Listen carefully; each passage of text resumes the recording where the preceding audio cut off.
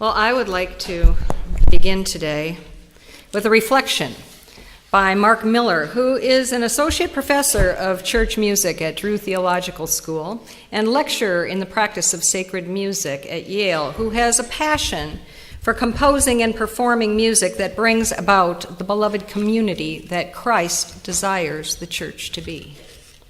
He writes, Jesus said, "Truly I tell you, whenever you did it to the least of these, you did it to me." A few years back, I visited a church in the Chicago area, and I was there as a guest musician, and as I sat in a pew preparing myself for the opening hymn, the minister moved to the front of the sanctuary to welcome us. I have heard greetings from different pastors many times over the years, and I didn't pay too much attention until I heard who it was that she was welcoming. "We welcome you here to this place if you are gay," she said. "We welcome you to this church if you are lesbian. You are most welcome here if you are transgender. We welcome you even if you are straight. You are welcome here." Unrehearsed tears welled up and started falling down my face. In 30 years of leading music ministry week in and week out, I realized that I had never heard a United Methodist preacher offer such a heartfelt, empathetic, intentional welcome to so many of us who have felt unloved by the institutional church.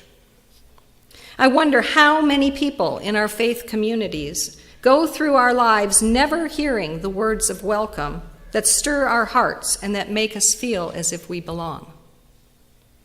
What might it feel to hear for the first time, "You are most welcome here if you have rolled here in a wheelchair. The differently abled are welcome here. Welcome if you find yourself on the autistic spectrum." Jesus said, "You have heard it said that you should love your neighbors and hate your enemies. But I say to you, love your enemies and pray for those who persecute you." Jesus is asking us to reach out to the stranger, those who we have been taught are our enemies, maybe because their language and culture are different from ours, maybe because they are younger and older, or come from a different part of the world, or dress differently than we do, or have a different political affiliation. Jesus comes to reconcile all people, making enemies into neighbors and strangers into friends. My dream is for people of all races, cultures, sexual identities, abilities, ages, economic circumstances, and beliefs to be deeply welcomed and honored by the church. And to this I have to say, thank you, Mark Miller, for dreaming of a church where everyone is welcome. You know, before we hear Mark Miller put his dream to music this morning, I would like to talk to you a bit about our dream church. I know that before I came here nearly 3 years ago now already, there was some discussion, some agreement, and some disagreement about certain topics, such as a welcoming statement, or whether or not to be a reconciling or an open and affirming congregation. But have you ever truly sat down and thought about what else our dream church might be? I mean, we talk about owning our dream car, or finding our dream house, or taking that dream vacation. But what might our dream church be? Would our dream church have a parking space close to the door? Lots of programming, such as small groups and children's and youth groups, and a children's wing perhaps, a commercial kitchen.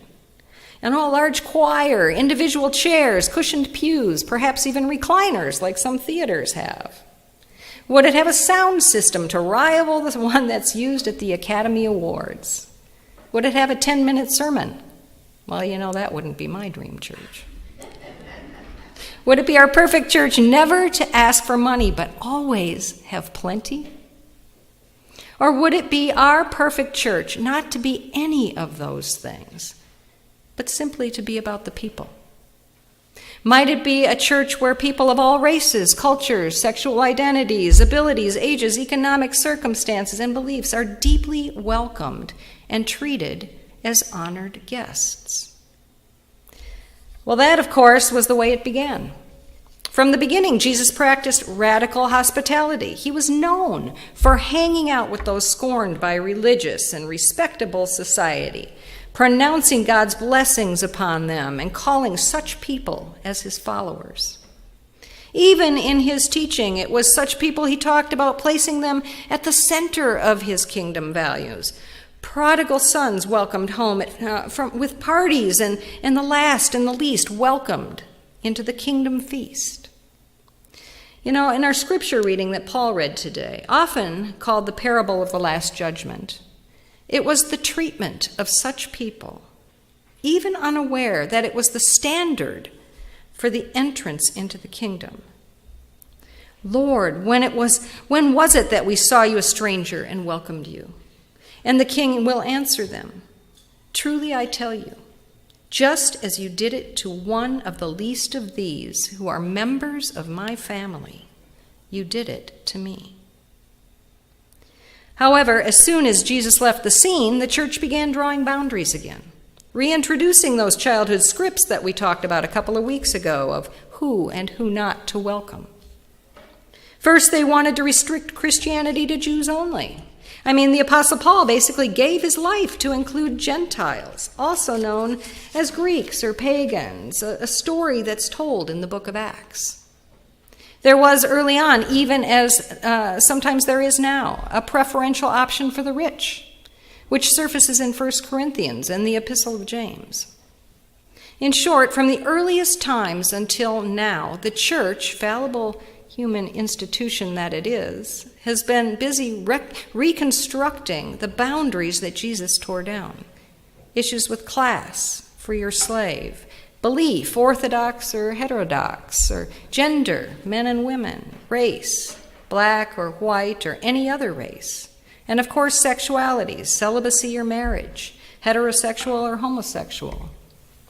And Mark Miller defines the pew of the local church for us as the place where we initially experience either the best or the worst of what the Christian faith has to offer, either welcome and affirmation or rejection and shame.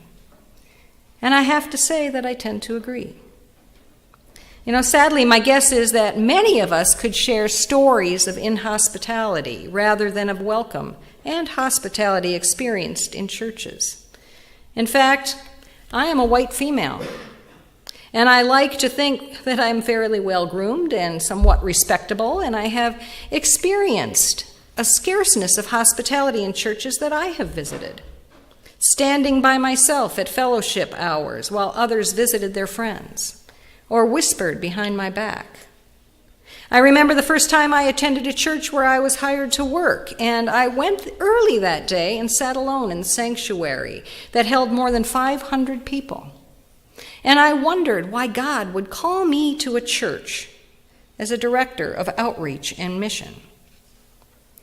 And when a gentleman came in, he walked all the way across the church into the last section, up the aisle to the third row where I was sitting, and he looked at me. We were the only ones there, and he said, "Excuse me, but you're sitting in my seat."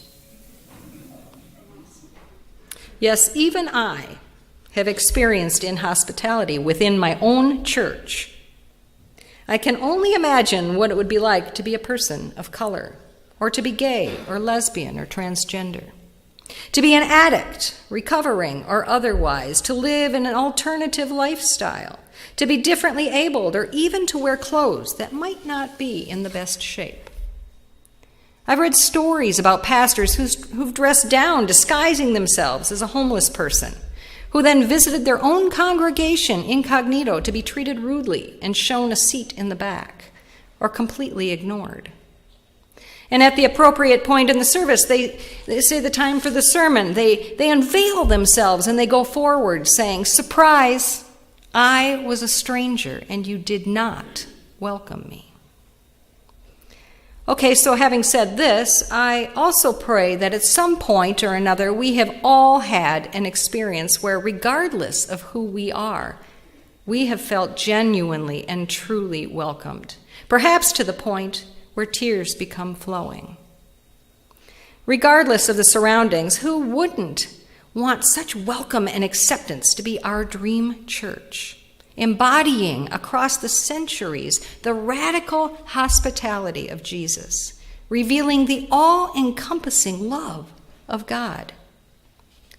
You know, I'm very blessed to be the pastor here at Federated Church, where we have such a wonderful blend of people representing both the United Church of Christ and the United Methodist Church, because one of the side benefits of this church is that we already have two amazing welcoming slogans.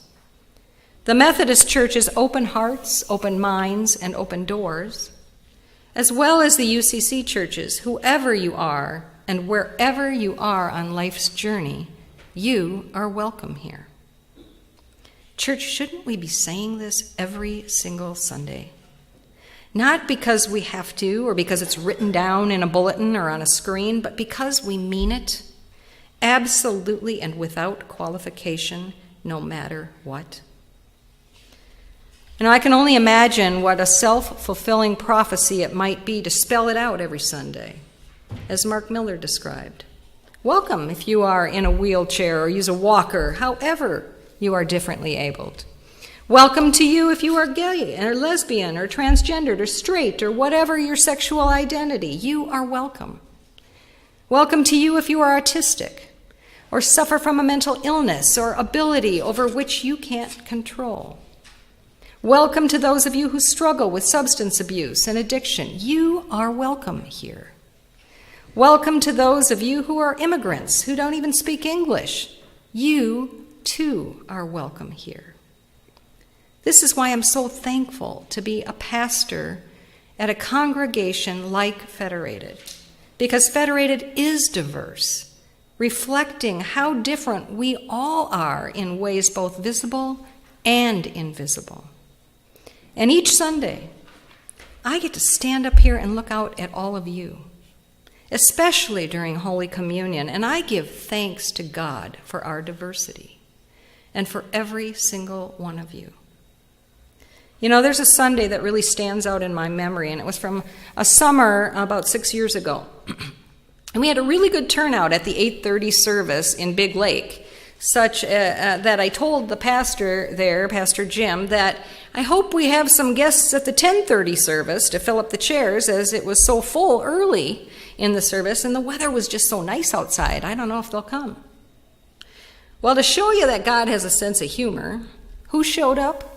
But 2 busloads of young adults with mental and emotional disabilities from local group homes, filling up all the chairs and even spilling over into the gathering space. Some of them so profoundly disabled that I remember trying to accommodate the space at the last minute so that they could maneuver the chairs around. But I will never forget Holy Communion, because the only way that it could happen was if we helped each other. I mean, it was such a powerful symbol of the kingdom of God that for me, the tears began to flow, and it was truly a God moment. You know, like Mark, my dream church is a church where everyone is welcome, but it doesn't stop there. It's also my dream that deep down in your hearts, that it's your dream too. Let's listen to the music of Mark Miller.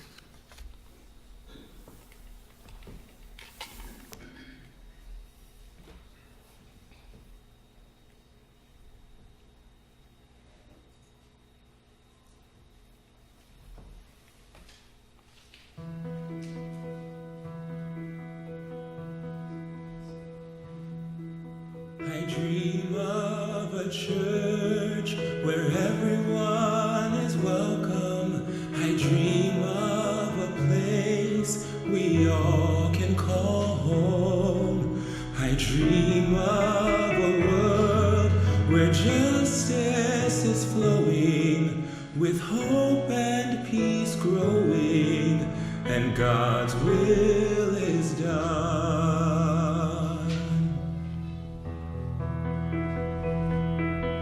I dream of a church where everyone is welcome. I dream of a place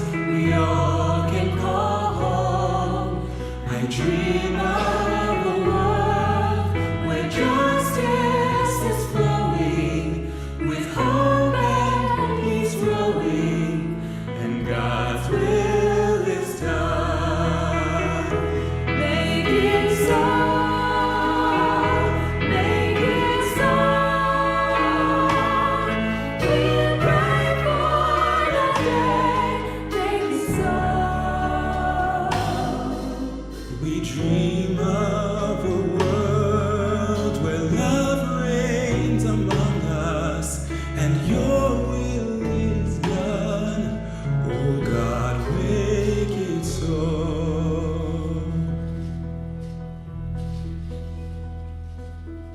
Oh God, fill our hearts to reach out and welcome.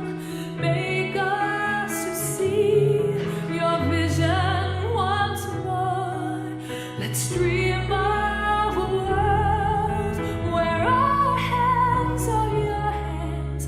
We offer ourselves. Oh God, make it so. Make it so. Make it so. We pray for that day. Make it so. We dream of a world where love reigns among us and your will is done. Oh God, make it so. Make it so. Make it so. We pray for that day. Please make it so. We dream of a world where love reigns among us and your will is done. Oh God, make it so.